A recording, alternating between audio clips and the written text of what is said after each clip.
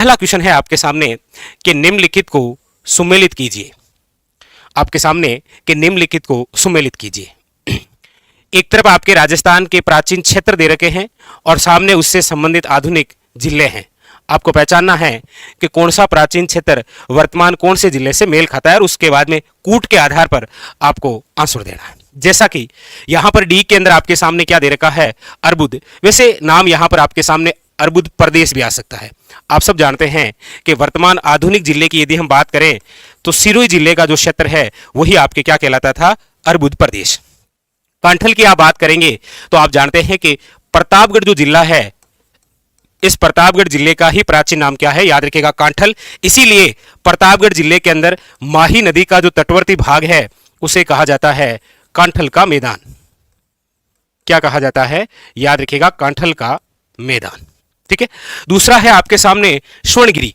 यहां पर काफी सारा कंफ्यूज रहता है आपके। एक तो शब्द होता है आपके स्वर्णगिरी और एक आपके सामने शब्द होता है स्वर्ण नगरी।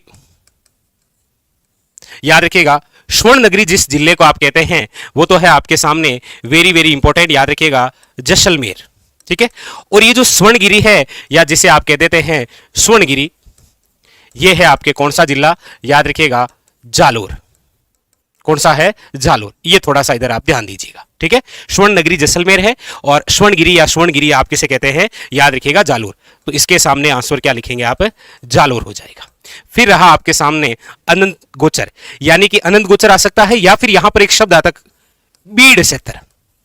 बीड़ क्षेत्र का मतलब होता है पशु चारागाह और ये आपके सामने यहां पर जो जिला दे रखा है वो कौन सा है, सीकर।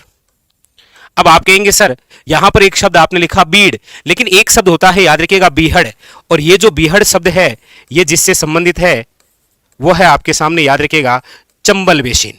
किससे संबंधित है, चंबल बेसिन। तो मेरे हिसाब से आपको इसका राइट आंसर मिल गया होगा कि अनंत गोचर का मिलान कर दीजिए सीकर से, यानी कि एक के अंदर 4 इसमें नहीं है, इसमें भी नहीं है, इसमें भी नहीं है, तो काट दीजिए। ऑप्शन है आपके सामने A is a correct answer. ठीक है। कौन सा है, A is a correct answer. Clear हो गया, ऑप्शन नंबर ए। आइए दूसरे क्वेश्चन की, क्वेश्चन नंबर 2। क्वेश्चन नंबर 2 क्या कह रहा है, ये देखिए आपके, ये आया था वीडियो के अंदर। क्वेश्चन क्या कह रहा है, क्वेश्चन है कि अजमेर राजस्थान का छठा संभाग कब बना। अजमेर जो है वो आपके राजस्थान का छठा संभाग कब बना। वेरी वेरी इंपॉर्टेंट, बताइए कौन सा है जो कि इसका आपके सामने राइट आंसर है। देखिए यहां पर चर्चा हो रही है संभाग की, डिवीजन जैसे आप बोलते हैं। देखिए संभाग की यहां पर यदि हम चर्चा करें तो वर्तमान के अंदर राजस्थान में कुल कितने संभाग हैं, तो आप कहेंगे सर वर्तमान में टोटल 10 संभाग हैं। वर्तमान में टोटल कुल कितने संभाग हैं, 10। आप सब जानते हैं कि इस 10 में से 3 जो संभाग हैं वो अभी नवीनतम हैं। 3 संभाग जो है वो अभी नवीनतम, और ये जो 3 संभाग नवीनतम बने हैं ये बने हैं आपके 7 अगस्त 2023। 3 संभाग कौन कौन से, तो देखिए 8वां जो संभाग बना है वो है आपके सामने बांसवाड़ा। 9वां जो संभाग है वो है आपके पाली, और 10वां जो संभाग है वो है आपके कौन सा, सीकर। ये क्लियर है, वेरी वेरी इंपॉर्टेंट, याद रखिएगा। ठीक है। यहां पर आपको पूछा जा रहा है कि अजमेर जो है वो राजस्थान का छठा संभाग कब बना, यानी कि 8वां आपके सामने बांसवाड़ा है, 9वां आपके सामने पाली है और 10वां आपके सामने क्या है, सीकर। तो आप कहेंगे फिर सर 7वां संभाग कौन सा बना। राजस्थान का जो 7वां संभाग है वो बना था आपके भरतपुर संभाग। चलिए तो फिर आप ये कमेंट करके बताइए कि भरतपुर ये जो संभाग है 7वां कब बना था। वैसे अजमेर जो है ये राजस्थान का छठा संभाग बना, और अजमेर जो है ये राजस्थान का छठा संभाग कब बना था, तो आप कहेंगे सर 1987 में। याद रखिएगा इस समय राजस्थान के जो सीएम साहब थे वो थे आपके हरिदेव जोशी। कौन थे, याद रखिएगा, हरिदेव जोशी। तो यहां पर जो हमारा ऑप्शन होगा वो हो जाएगा आपके सामने B is a correct answer. याद रखिएगा। आप कहेंगे सर कुछ ये जो संभागीय व्यवस्था है, ये संभागीय व्यवस्था एक बार बंद भी की गई थी, कब की गई थी, तो याद रखिएगा। अच्छा उससे पहले आप कमेंट करके बताइए कि ये संभागीय व्यवस्था कब शुरू की गई थी। बंद कब की गई थी? तो याद रखिएगा 1962 के अंदर। और इसकी पुणे जो शुरुआत है संभागीय व्यवस्था की, वो पुणे शुरुआत कब हुई थी? तो याद रखिएगा 1987। आप देखेंगे कि एसआई के एग्जाम में यही पूछा गया था कि राजस्थान में संभागीय व्यवस्था कितने वर्षों के लिए समाप्त कर दी गई थी? तो 62 में बंद हुई और पुणे शुरू हुई थी 87 में, यानी कि लगभग 25 वर्षों के लिए राजस्थान में एक बार संभागीय व्यवस्था को क्या कर दिया गया था? समाप्त कर दिया गया था।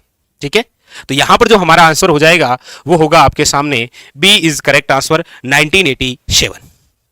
नेक्स्ट, तीसरा क्वेश्चन क्या कह रहा है कि कौन सा भौतिक प्रदेश राजस्थान की जीवन रेखा कहा जाता है? यानी कि कौन से भौतिक प्रदेश को राजस्थान की जीवन रेखा कहते हैं?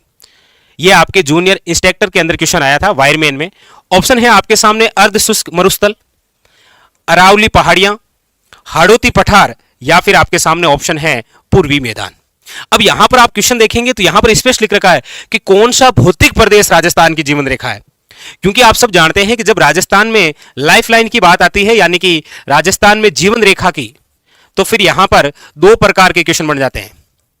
क्योंकि राजस्थान में जब हम जीवन रेखा की बात करते हैं, लाइफलाइन की, तो देखिए क्वेश्चन दो तरीके से कैसे, यही क्वेश्चन यदि आपको परियोजनाओं से संबंधित पूछा जा रहा है तो आप कहेंगे सर राजस्थान में जीवन रेखा जिसे कहते हैं, यानी कि राजस्थान में लाइफलाइन जिसे आप कहते हैं, वो है आपके आईजीएनपी, यानी कि इसका पूरा नाम है इंदिरा गांधी नहर परियोजना, इंदिरा गांधी नहर परियोजना। लेकिन यही क्वेश्चन जब लाइफलाइन का भौतिक प्रदेश से आता है तो फिर इसका आंसर हो जाता है, याद रखिएगा, अरावली। अरावली क्यों? अरावली इसीलिए क्योंकि अरावली की भी बहुत सारी विशेषताएं हैं। एक तो याद रखिएगा अरावली जो है वो आपके धात्विक खनिजों से संपन्न है, धात्विक खनिजों से संपन्न है। दूसरी, ये वन्य जीवों से संपन्न है। दूसरी बात, राजस्थान में ज्यादातर नदियों का उद्गम जो है वो इसी अरावली से होता है। ये आपके सामने कुछ इंपॉर्टेंस बातें हैं ताकि आपको ये आइडिया रहे कि किस प्रकार से है ये। ठीक है, तो यहां पर जो हमारा ऑप्शन है ये हो जाएगा B is correct answer, Aravalli पहाड़ियां। ठीक है, और ये जो अरावली है इसकी यदि मैं कुछ और विशेष चर्चा करूं तो याद रखिएगा ये विश्व की सबसे प्राचीनतम वलित पर्वतमाला है। लेकिन आपको यह भी याद रखना है कि आज वर्तमान की हम बात करते हैं तो वर्तमान के अंदर ये टूटी फूटी है, यानी कि अवशिष्ट पहाड़ियों के रूप में है, अवशिष्ट पहाड़ियों के रूप में, याद रखिएगा। ठीक है, चलिए ऑप्शन नंबर है आपके सामने बी इज करेक्ट। ज्यादातर नदियों का उद्गम होता है, राजस्थान की सभी नदियों का उद्गम अरावली से नहीं होता है, इसलिए एक शब्द लिखा है ज्यादातर नदियों का। ठीक है, चलिए अगला क्वेश्चन, अगला है आपके सामने कि निम्नलिखित में से कौन सा समूह है दक्षिण राजस्थान की पर्वत चोटियों का उनकी ऊंचाई के अनुसार सही अवरोही क्रम है? कौन सा अवरोही क्रम पूछ रहा है। अवरोही क्रम का मतलब क्या हो गया? अवरोही क्रम का मतलब क्या हो गया? आप कहेंगे सर बड़े से छोटे की ओर, यानी कि घटता हुआ क्रम। कौन सा क्रम? घटता हुआ क्रम। आपके सामने कुछ चोटियों के नाम दे रखे हैं, आपको बताना है कि ये जो चोटियों के नाम हैं अवरोही क्रम के आधार पर कौन सा सही है, ये आपसे पूछा जा रहा है। कौन कौन सी है चोटियां एक बार देख लेते हैं। देखो, एक दे रखा है आपके सामने सज्जनगढ़। सज्जनगढ़ की हम ऊंचाई देखें तो ऊंचाई है 938 मीटर। सायरा की यदि आप ऊंचाई देखेंगे तो सायरा की जो ऊंचाई है वो है आपके सामने 900 मीटर। इसके बाद में कौन सी? नागपाणी। नागपाणी की जो ऊंचाई है वो है आपके सामने 867 मीटर। और उसके बाद में कौन सी है? गोगुंदा। गोगुंदा की जो ऊंचाई है वो है आपके सामने, याद रखिएगा, 840 मीटर। एक हिसाब से आप देखेंगे तो ये जो नदियों का ये जो आपके चोटियों का क्रम दे रखा है ये बिल्कुल ऑप्शन नंबर ए के अंदर यही दे रखा है। कौन सा? अवरोही क्रम, घटता हुआ क्रम।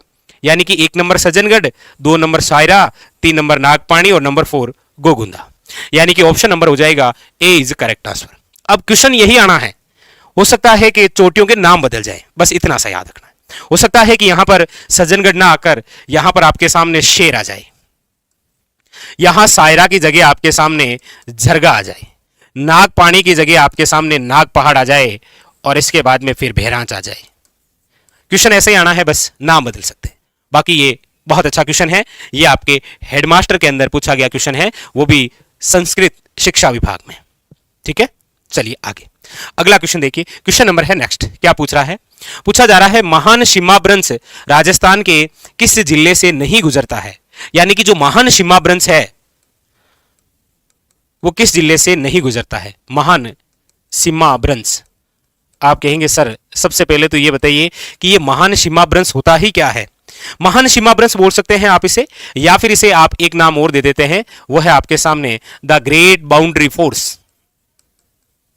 The great boundary force. सबसे पहली बात तो ये क्या है महान शिमाब्रंश या फिर द ग्रेट बाउंड्री फोर्स? याद रखिएगा, ये है आपके अरावली प्लस विंध्याचल पहाड़ियों का मिलन। ये जहां मिलती है और वहां पर जो बाउंड्री बनती है ना, उसे बोलते हैं द ग्रेट बाउंड्री फोर्स। और ये आप कहेंगे सर ये मिलती कहां है? तो इसका जो मिलन है वो होता है आपके रणथंबोर में, और ये रणथंबोर आपके किस जिले में है? तो आप कहेंगे सर ये है सवाई माधोपुर जिले में। जबकि यहां पर थोड़ा गहराई से क्वेश्चन पूछ रहा है, ये पूछ रहा है कि किस जिले में नहीं गुजरता है। इसका मतलब ये जो महान शिमाब्रंश है ये बहुत सारे जिलों में है। आइए वही जानते हैं कि महान शिमाब्रंश का जो विस्तार है वो हमारे राजस्थान के कौन कौन से जिलों में है। तो देखिए, एक तो क्षेत्र आता है रावत भाटा। आप सब जानते हैं कि रावत भाटा जिस जिले में है वो जिला कौन सा है? चित्तौड़गढ़। तो एक तो विस्तार कहां हो गया? चित्तौड़गढ़। चित्तौड़गढ़ के बाद में इसका विस्तार है कोटा। कोटा के बाद में इसका विस्तार है बूंदी। बूंदी के बाद में इसका विस्तार देखिए रणथंबोर में है। तो रणथंबोर कहां है? सवाई माधोपुर लिख दूं। उसके बाद में है सपोट्रा में। सपोट्रा कहां पर है? तो आप कहेंगे सर यह है करौली में। और इसके बाद में इसका विस्तार आगे धौलपुर में। तो इन जिलों में विस्तृत है आपके कौन सी? महान शिमाब्रंश। आपके सामने मेरे हिसाब से आंसर आ गया होगा कि आप कहेंगे सर कोटा में है, चित्तौड़गढ़ में भी है, सवाई माधोपुर में है। जहां पर विस्तार नहीं है वो जिला है भीलवाड़ा। और ये क्वेश्चन आया था आपके फॉरेस्ट गार्ड के एग्जाम में। ऑप्शन नंबर है डी इज करेक्ट आंसर। अगला देखिए, अगला है कि राजस्थान की कौन सी नदी कर्क रेखा को 2 बार पार करती है? यानी ऐसी कौन सी नदी है जो कर्क रेखा को 2 बार पार करती है? यदि हम हमारे राजस्थान के मैप की यदि हम चर्चा करें तो ये रहा हमारा प्यारा सा राजस्थान। और हमारे इस प्यारे से राजस्थान से जहां कर्क रेखा गुजरती है वो क्षेत्र ये रहा, ये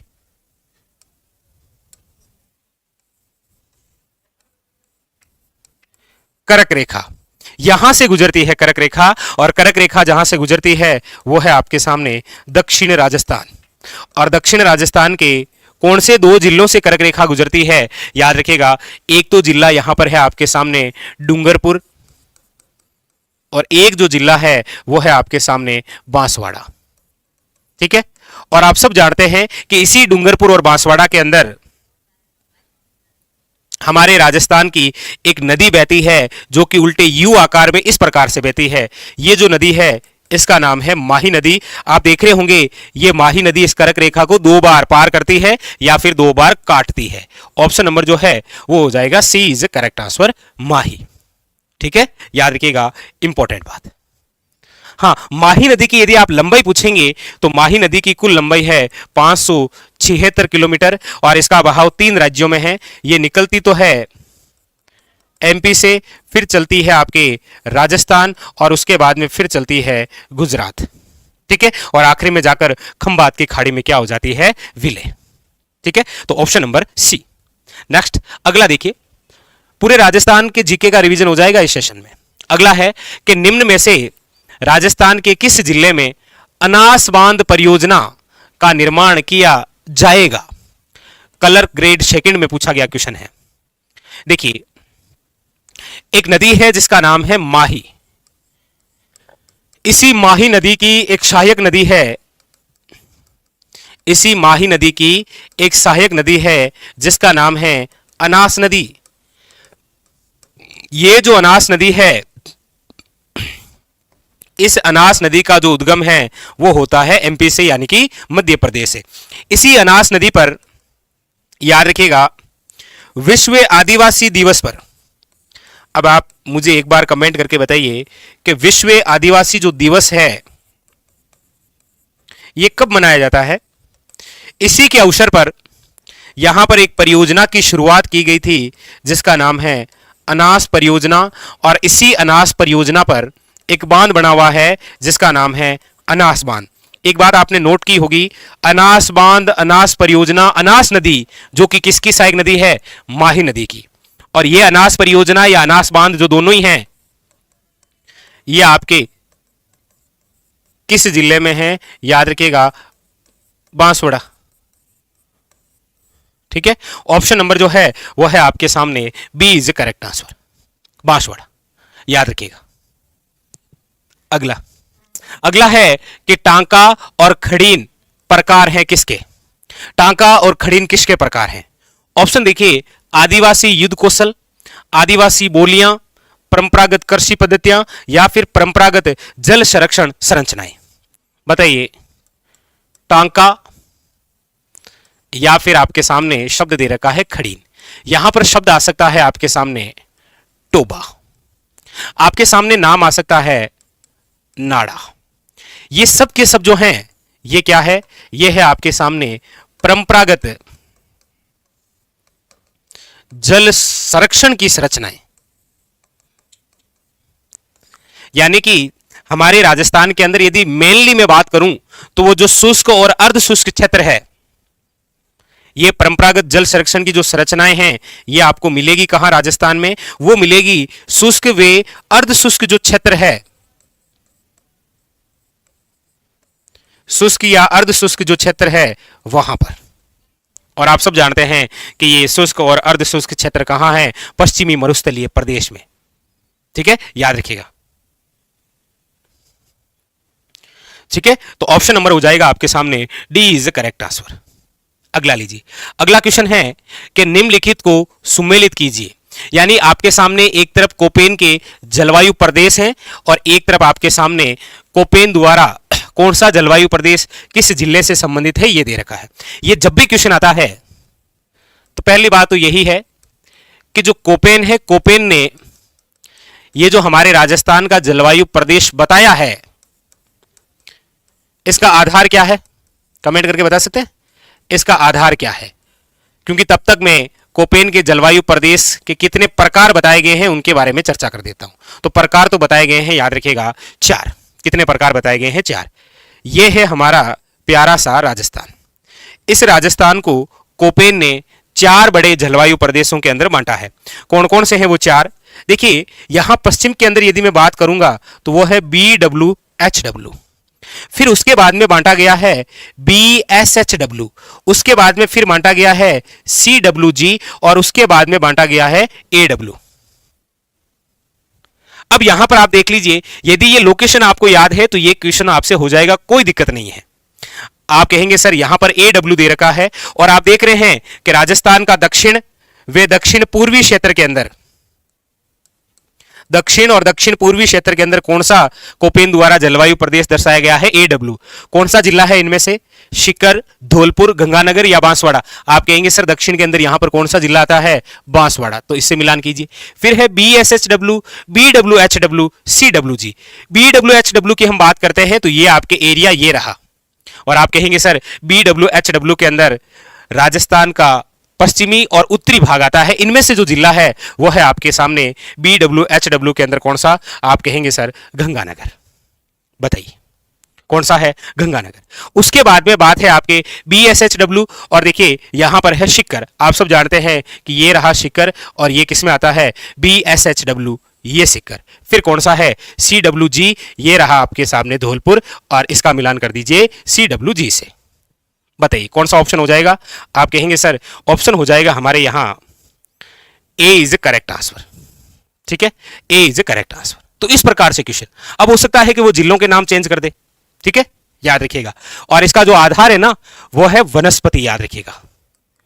इंपॉर्टेंट फैक्ट याद रखिएगा, वेरी वेरी इंपॉर्टेंट। आप सबने बहुत अच्छा आंसर दिया इसका मतलब आपकी तैयारी बहुत अच्छी है।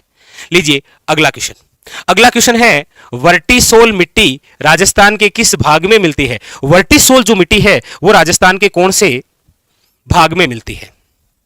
देखिए सबसे पहले तो यदि मैं चर्चा करूं मिट्टियों के वर्गीकरण की, तो देखिए हमारे राजस्थान में मिट्टियां हो या फिर मृदा, मिट्टियां या फिर मृदा का जो वर्गीकरण है, यहां पर आप देखेंगे कि क्या शब्द दे रखा है। आप कहेंगे सर यहां एक शब्द दे रखा है वर्टिसोल मिट्टी। इसका मतलब यह है कि हमारे राजस्थान में मिट्टियां या जो मृदा का वर्गीकरण है वो कौन सा यहां पर चर्चा हो रही है उसकी, वो है आधुनिक। याद रखिएगा राजस्थान में मिट्टियों का आधुनिक, वैज्ञानिक या फिर नवीनतम जो वर्गीकरण है या फिर अमेरिका के वैज्ञानिकों के अनुसार वही यहां पर पूछ रहा है। और आप सब जानते हैं कि सर हमारे राजस्थान में मिट्टियों का जो आधुनिक वर्गीकरण है या जो वैज्ञानिक वर्गीकरण है या जो नवीनतम वर्गीकरण है या फिर अमेरिका के जो वैज्ञानिक है उनके द्वारा जो मिट्टियों का वर्गीकरण किया गया है वो 5 प्रकार से किया गया है। कितने प्रकार से? 5 प्रकार से। कौन कौन सी? आप कहेंगे सर एंटीसोल्स, आप कहेंगे सर एरिडिसोल्स, आप कहेंगे सर वर्टिसोल्स, आप कहेंगे एल्पिसोल्स और आप कहेंगे इंसेप्टिसोल्स। तो ये इस प्रकार से आपके सामने इन्होंने 5 मिट्टियां बताई और इनमें से आपके सामने ये मिट्टी पूछ रहा है कि राजस्थान के किस भाग में वर्टिसोल्स मिट्टी है। तो आप कहेंगे सर मैप में यदि इनको दर्शाएंगे तो ये जो हमारा प्यारा राजस्थान है ये है आपके कौन सी दक्षिण दिशा, ये है आपके पूर्वी दिशा और आप कहेंगे सर दक्षिण पूर्वी के मध्य यहां पर जो मिट्टी है इसका नाम क्या है? वर्टिसोल मिट्टी। हम इसे कहते हैं यहां पर काली मिट्टी, जो कि आपके कौन से क्षेत्र में है? दक्षिण और पूर्वी भाग में। यहां पर यदि ऑप्शन दक्षिण पूर्वी भाग नहीं होता तो यहां पर ऑप्शन मिलता आपको हाड़ौती का पठार। यदि हाड़ौती का पठार भी ऑप्शन में नहीं होता तो फिर मिलता आपको कोटा संभाग। यदि कोटा संभाग भी ऑप्शन में नहीं होता तो फिर आपको कोटा संभाग के 4 जिलों में से कोई नाम मिलता, कोटा, बूंदी, बारां या फिर झालावाड़, जो भी हो। ये आपके सामने ऑप्शन नंबर क्या हो जाएगा? सी इज द करेक्ट आंसर। ठीक है। और इस काली मिट्टी की खास बात, वर्टिसोल्स मिट्टी की खास बात कि ये कपाशी मिट्टी कहलाती है। ठीक है। ये श्वेत जुताई वाली भी मिट्टी है। ठीक है। चलिए तो ऑप्शन नंबर है सी। अगला क्वेश्चन देखिए। अगला है राजस्थान में खेर वर्गीय क्षेत्र पाए जाते हैं, यानी कि खेर वर्गीय क्षेत्र। यहां पर यह क्वेश्चन वनस्पति से पूछा गया है। यहां पर चर्चा हो रही है आपके कौन से वृक्ष को लेकर? खेर वृक्ष। कौन सा वृक्ष है? खेर वृक्ष। ये जो खेर वृक्ष है इसके बारे में आप जानते होंगे। यदि मैं इसके साइंटिफिक नेम की चर्चा करूं तो वो है आपके सामने अकेशिया कटेचु। और ये जो खेर वृक्ष है आप सब जानते हैं कि खेर वृक्ष से क्या प्राप्त किया जाता है? याद रखिएगा कत्था। कत्था का एक्तरण करने वाली जाति भी कौन सी है? याद रखिएगा वो जाति है आपके कथोड़ी। कौन सी जाति है? याद रखिएगा कथोड़ी जाति खेर वृक्ष से कत्था का एक्तरण करती है। ये जो खेर वृक्ष है ये आपके इसका क्षेत्र कौन कौन सा है? तो देखिए मेनली यदि मैं इस क्षेत्र की चर्चा करूं तो वो आपके सामने अब वर्तमान के अंदर देखो उदयपुर भी है, इसमें आपके सलूम्बर भी क्षेत्र है, इसके अंदर आपके झालावाड़ का क्षेत्र भी है और इसके अंदर आपके कोटा का क्षेत्र भी है, इसके अंदर आपके सवाई माधोपुर का क्षेत्र भी है। मतलब ये वेरी वेरी इंपॉर्टेंट। ठीक है। तो यहां पर आप ऑप्शन देखेंगे तो ऑप्शन मिलेगा आपको B is the correct answer, यानी कि राजस्थान का जो पूर्वी भाग है वहां पर भी ये खेर वृक्ष मिलता है, बाकी उदयपुर सलूम्बर में भी ये मिलता है। ठीक है। याद रखिएगा ऑप्शन नंबर हो जाएगा B is correct answer, Kota और सवाई माधोपुर। अगला है अविका कवच योजना का संबंध किस पशु से है? बताइए। बहुत ही इंपॉर्टेंट क्वेश्चन है, अविका कवच योजना। और ये जो अविका कवच योजना है ना, इसकी जो शुरुआत है वो आपके हुई थी 2009 में, लेकिन फिर कुछ कारणवशों से इसे बंद कर दिया गया। इसकी पुनः शुरुआत हो गई थी 2017 में। ठीक है। जहां पर ये जो अविका कवच योजना, अच्छा इस योजना का नाम आप जब पढ़ते हैं तो आपके जहन में एक नाम आता होगा अविका नगर, क्योंकि यहां पर एक अनुसंधान केंद्र है, कौन सा, याद रखिएगा, केंद्रीय केंद्रीय भेड़ वे ऊन अनुसंधान केंद्र, केंद्रीय भेड़ वे ऊन जो अनुसंधान केंद्र है वो है आपके कहां पर, अविका नगर में। तो यानी कि अविका जो कवच योजना है इसका संबंध जिस पशु से है वो है आपके सामने कौन सा, भेड़। याद रखिएगा, very very important, option number जो है वो हो जाएगा आपके सामने B is the correct answer. Clear clear, हाँ लीजिए आगे बढ़ूं मैं, अगला क्वेश्चन देखिए।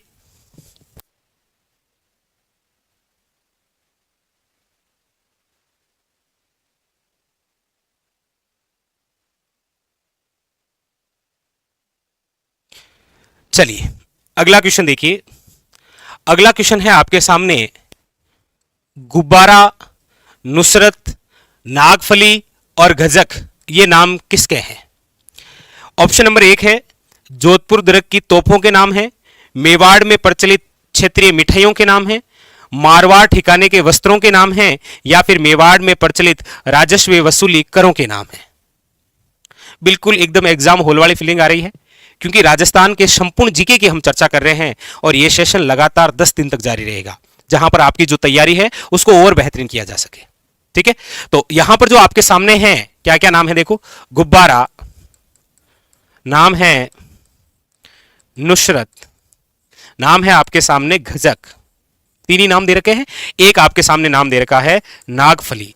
इसके अलावा भी आपके सामने नाम आ सकते हैं, क्या क्या नाम आ सकते हैं, और नाम आ सकते हैं आपके सामने कड़क बिजली, और नाम आ सकता है आपके सामने शंभू बाण, और नाम आ सकता है आपके सामने गजनी खां, और नाम आ सकता है आपके सामने भवानी। ये सब के सब क्या है, याद रखिएगा, ये सब के सब मेहरानगढ़ किले में जो तोपे हैं ना उनके नाम हैं। मेहरानगढ़ किले में तोपों के नाम है। ठीक है, तो यहां पर जो ऑप्शन है वो हो जाएगा ए इज ए करेक्ट आंसर। ऐसा ही क्वेश्चन एक बार और पूछा गया था जिसका आंसर आपको कमेंट बॉक्स के अंदर बताना है, कि पूछा गया था कि ऐश्वर्या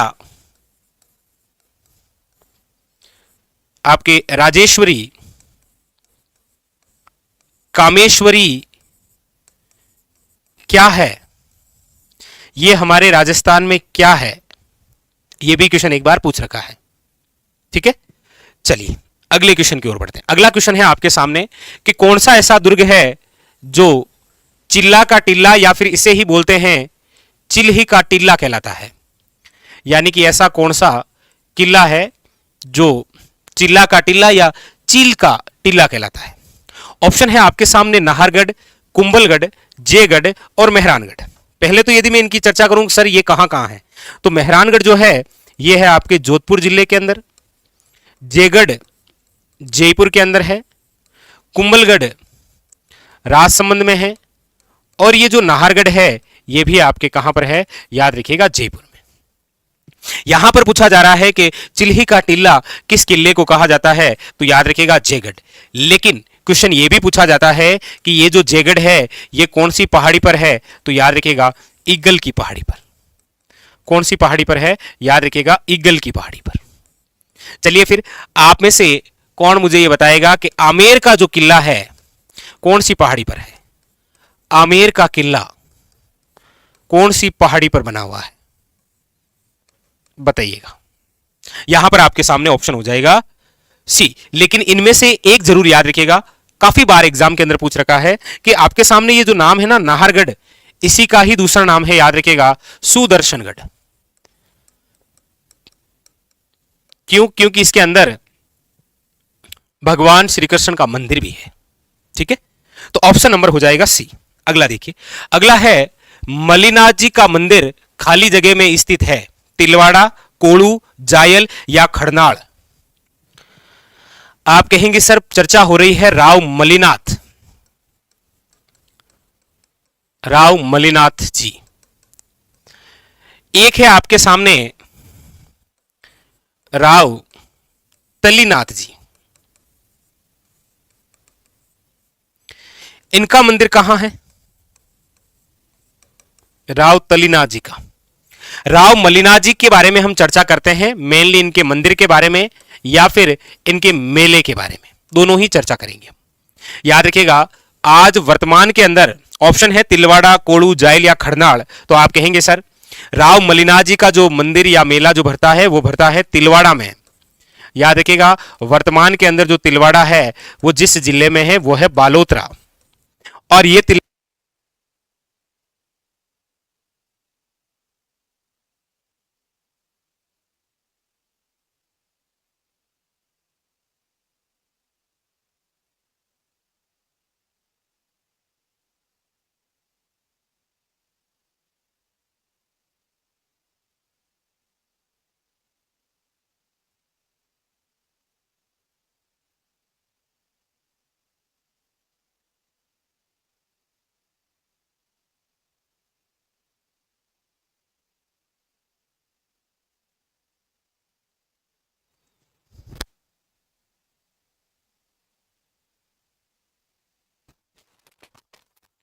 पंचमुखी पहाड़ी।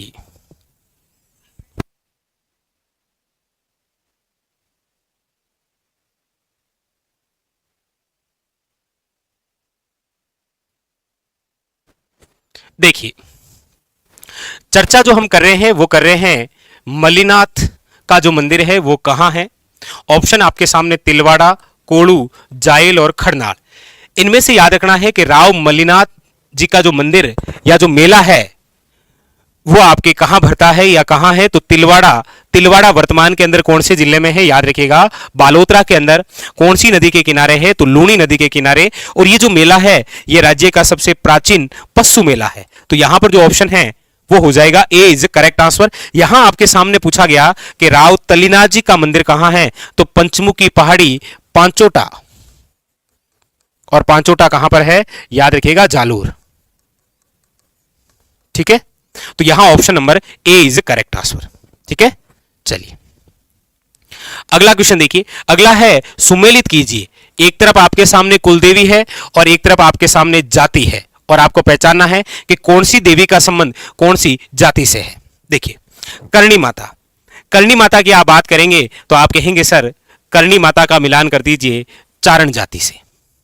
शकराय जो माता है, आप सब जानते हैं कि सकराय माता जो है ये खंडल वालों की कुलदेवी है। आई माता की आप बात करेंगे तो आप कहेंगे सिरवी समाज की कुलदेवी है। और नारायणी माता की आप बात करेंगे तो आप कहेंगे सर नाई या फिर सेन समाज की क्या है, कुलदेवी।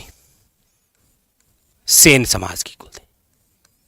ठीक है, याद रखिएगा, very very important. Karni Mata का मुख्य मंदिर यदि आप देखेंगे तो कहां पर है, याद रखिएगा देशनोक में। शकराय माता के मंदिर की आप चर्चा करेंगे तो वो है आपके उदयपुर वाटी में। आई माता के मंदिर की आप बात करेंगे तो वो कहां पर है, आप कहेंगे सर बिलाड़ा में। आप कहेंगे सर नारायणी माता का मंदिर कहां पर है, तो बरवा डूंगरी राजगढ़। ये इनके क्या है, मुख्य मंदिर। अच्छा, कहां कहां पर है, तो ये तो आप सब जानते ही होंगे, या ये भी लिखूं, देशनोक कहां पर है, याद रखिएगा बीकानेर में। उदयपुर वाटी कहां पर है, आप कहेंगे सर नीम का थाना। बिलाड़ा कहां पर है, आप कहेंगे सर ये तो आ गया है जोधपुर ग्रामीण। अब ये राजगढ़ कहां पर है ये तो आप बता देंगे ना, बाकी आप सबने मिलान कर लिया होगा ये। ठीक है, तो एक के अंदर 4 है, 2 के अंदर 3 नंबर है, 1 के अंदर 4 है, 2 के अंदर 3 नंबर है, और फिर 3 के अंदर 2 है, 4 के अंदर 1 है, ऑप्शन नंबर डी। ठीक है, चलिए अगला क्वेश्चन है आपके सामने कि निम्नलिखित में से कौन सा युग्म सही सुमेलित नहीं है। ऐसा कौन सा युग्म है जो सही सुमेलित नहीं है। आपके सामने एक तरफ संत दे रखे हैं और एक तरफ उससे संबंधित स्थान दे रखा है। आपको पहचानना है कि कौन सा सही सुमेलित नहीं है। देखिए, संत रामचरण जी सामने दे रखा है शाहपुरा जिला, आप कहेंगे बिल्कुल सही है ये तो, लेकिन यहां नहीं है ये पूछ रहा है। दूसरा है संत हरि रामदास जी, सामने दे रखा है सिंहेथल, बिल्कुल सही है ये भी बीकानेर। संत दरियाव जी सामने दे रखा है रेवासा, आप कहेंगे नहीं सर, संत जो दरियाव जी है इनका संबंध रेवासा से नहीं है, इनका संबंध रेण से है। और रेण स्थान कहां पर है, तो आप कहेंगे सर मेड़ता नागौर। ठीक है, और फिर आपके साथ में संत रामदास जी खेड़ापा, ये सही है। तो यहां पर जो ऑप्शन नंबर सी है यह आपके सामने क्या है, गलत है। ठीक है, अगला देखिए, अगला है नाथद्वारा शैली के पेंटिंग्स को सामान्यतः क्या कहा जाता है? पिछवई, लहरिया, बनी ठनी या रसमाला? आप कहेंगे सर नाथद्वारा शैली की जो पेंटिंग्स है वो जिस नाम से जानी जाती है वो है आपके सामने पिछवई कला। कौन सी कला है? याद रखिएगा, पिछवई कला। चलिए फिर बताइएगा कि इसी पिछवई कला पर जीआई टैग कब लगा था? जीआई टैग कौन बता सकता है? ये ऑप्शन नंबर है आपके सामने ए इज करेक्ट आंसर। और नाथद्वारा जो शैली है ये आप सब जानते हैं कहां की प्रसिद्ध है? नाथद्वारा राजसमंद की। ठीक है, यहां पर एक छोटी सी बात और ध्यान रखिए, एसआई के पेपर में पूछी थी कि नाथद्वारा का प्राचीन नाम क्या है, तो याद रखिएगा सिंहाड़। क्या नाम है? सिंहाड़। ठीक है, तो ऑप्शन नंबर यहां ए इज करेक्ट आंसर, पिछवई। अगला है कि घूमर जो लोक नृत्य है को संरक्षित करने और उनको बढ़ावा देने के लिए खाली जगह में राजस्थान में गणगौर घूमर नृत्य अकादमी स्थापित की गई है। कब? गणगौर घूमर नृत्य अकादमी। देखिए, घूमर लोक नृत्य को बढ़ावा देने के लिए, ऐसा क्यों? ऐसा इसीलिए क्योंकि घूमर जो है ये हमारे राजस्थान का लोक नृत्य है। ये जो घूमर है ना, ये हमारे राजस्थान का लोक नृत्य है और लोक नृत्य का दर्जा दिया गया है, याद रखिएगा, 1986 में। और उसी समय किसका गठन किया गया था? याद रखिएगा, गणगौर घूमर नृत्य अकादमी। ये जो घूमर है इसे कहा जाता है नृत्यों की आत्मा या फिर नृत्यों का शिरमोर। नृत्यों की आत्मा या फिर नृत्यों का शिरमोर, याद रखिएगा। एक क्वेश्चन यह भी पूछा गया था कि घूमर मुख्यतः कब किया जाता है? वैसे तो सभी अवसरों पर किया जाता है घूमर, लेकिन मुख्यतः कब किया जाता है? तो याद रखिएगा, इसका आंसर आपके यही छिपा हुआ है कि घूमर मुख्यतः किस अवसर पर करते हैं? याद रखिएगा, गणगौर। ये क्वेश्चन राजस्थान हाईकोर्ट एलडीसी का जो पेपर होता है उसमें आया था ये, तो यहां पर ऑप्शन नंबर बी। अगला देखिए, अगला है सुमेलित कीजिए, एक तरफ वाद्य यंत्र है और एक तरफ आपके सामने जाति के नाम है, मिलान करना है। चलिए देखिए, चलिए बहुत बहुत शुभकामनाएं आपको। तो सारंगी, पुंगी, कमायचा या रावण हत्ता? सबसे पहले यदि हम बात करें तो रावण हत्ता का उपयोग जो करती है वो चाहे रामदेव जी के भोपे हो चाहे पाबू जी के भोपे हो, वो भोपों द्वारा ही है। पुंगी की यदि आप बात करेंगे तो आप कहेंगे सर फिर ये तो हो गई आपके कौन सी बात? कालबेलिया। क्योंकि आप सब जानते हैं कि कालबेलिया जो जाति है, याद रखिएगा, वो सर्प को पकड़कर अपना जीवन यापन करती है। ठीक है, तो पुंगी का मिलान कर दीजिए कालबेलिया से, तो फिर आपके सामने सारंगी आप कहेंगे सर लंगा जाति द्वारा और कमायचा जो है वो मांगणियार द्वारा। तो आप मिलान करेंगे, पहले में 3 है, अच्छा पहले के अंदर 3 एक में ही है, यही आंसर निकल गया, दूसरे के अंदर 4 है। चलिए यहां पर ऑप्शन नंबर हो जाएगा बी। अगला क्वेश्चन है, पर्युषण पर्वे किस समुदाय से संबंधित है? पर्युषण पर्वे, देखिए पर्युषण पर्वे, पर्युषण पर्वे से यदि कोई क्वेश्चन आएगा तो वो 2 तरीके से बन सकता है। एक तो ये कौन से माह में आता है और एक ये आपके किससे संबंधित है। तो देखिए, पर्युषण पर्वे का संबंध जिससे है वो है आपके जैन धर्म, और जिस माह में आता है वो है आपके भाद्रपद में। ऑप्शन नंबर है सी इज करेक्ट आंसर, जैन धर्म, याद रखिएगा। अगला क्वेश्चन है, कसुमल रंग का अर्थ क्या है? ये कहावत सी है, आपने कभी सुनी होगी कि एक ढोला दूजी मरवण, एक ढोला दूजी मरवण, तीजो कसुमल रंग। ऐसी एक कहावत सुनी है कभी आपने कि मारू थारे देश में उपजे 3 रतन, एक ढोला दूजी मरवण और तीजो कसुमल रंग। ये जो कसुमल रंग है ये किस प्रकार का रंग है? याद रखिएगा, लाल। कहा जाता है ना कि ढोला थारे देश में निपजे 3 रतन, एक ढोला दूजा मरवण और तीजा कसुमल रंग। और ये कसुमल रंग जो है ये किस प्रकार का है? याद रखिएगा, लाल रंग है। ठीक है, option number A is correct answer. बहुत अच्छा क्वेश्चन, ये फॉरेस्ट गार्ड के अंदर आया था। अगला देखिए, अगला है मेवाड़ पुकार क्या थी या क्या था?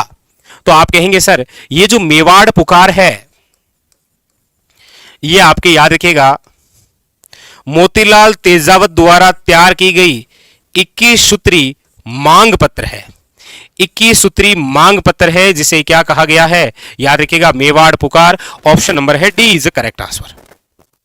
ठीक है, बड़ा अच्छा क्वेश्चन है ये किस आंदोलन से संबंधित है, तो याद रखिएगा एक ही आंदोलन, और एक ही आंदोलन चलाने वाले व्यक्ति कौन थे, तो आप सब जानते हैं मोतीलाल तेजावत। मोतीलाल तेजावत कौन थे, तो याद रखिएगा इन्हें आदिवासियों का मसीहा और बाबूजी कहते हैं। ये झाड़ोल क्षेत्र के कामदार हुआ करते थे, और झाड़ोल वर्तमान उदयपुर कामदार पोस्ट पर। ठीक है, ऑप्शन नंबर डी। अगला देखिए, अगला है निम्नलिखित में से कौन सा युग्म सही नहीं है। एक तरफ कार्य करता है और एक तरफ संबंधित रियासत है। यानी कि मीठालाल व्यास का संबंध किससे रहा है, आप कहेंगे सर जैसलमेर से, यह बात सही है। किशनलाल जोशी और गोपीलाल यादव का संबंध किससे रहा है, भरतपुर से। पंडित हरिनारायण शर्मा का संबंध अलवर से रहा है, जबकि कोटा से जिस व्यक्ति का संबंध रहा है ना, वो है पंडित नैनूराम शर्मा, और याद रखिएगा अबिन हरि। लेकिन भूपेंद्र नाथ त्रिवेदी का संबंध जिस रियासत से रहा है वो है बांसवाड़ा। तो ऑप्शन नंबर जो बी है वो आपके सामने क्या है, इनकरेक्ट। ठीक है, अगला क्वेश्चन, अगला है कि राजस्थान के एकीकरण प्रक्रिया के समय मत्स्य संघ की वार्षिक आय कितनी थी। यह आज के हमारे सेशन का अंतिम क्वेश्चन है, जो कि पटवार के अंदर पूछा गया था। बड़ा ही इंपॉर्टेंट क्वेश्चन है, बताइए।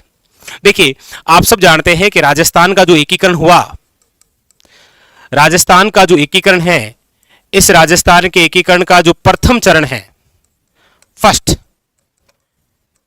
इस प्रथम चरण का नाम था मत्स्य संघ, और मत्स्य संघ का जो गठन है वो हुआ है, याद रखिएगा 18 मार्च 1948, और इसके अंदर टोटल 4 रियासतों का विलय किया गया था मत्स्य संघ में। कौन कौन सी, तो अलवर, भरतपुर, धौलपुर और करौली। और इसी मत्स्य संघ के अंदर याद रखिएगा जनसंख्या कितनी थी, तो याद रखिएगा 18.38 लाख। अच्छा, इसका क्षेत्रफल कितना था मत्स्य संघ का, याद रखिएगा 12,000 वर्ग किलोमीटर। और इसी मत्स्य संघ की वार्षिक आय कितनी थी, तो आप कहेंगे सर वार्षिक आय थी 184 लाख। तो अच्छे क्वेश्चन है यहां से कि राजस्थान एकीकरण का जो प्रथम चरण है उसकी जनसंख्या कितनी, क्षेत्रफल कितनी और वार्षिक आय कितनी। तो यहां पर आपके सामने ऑप्शन नंबर हो जाएगा ए इज द करेक्ट आंसर। बिल्कुल आपके एग्जाम पर आधारित संपूर्ण राजस्थान जीके का रिवीजन इन 25 क्वेश्चनों से आपने देखा।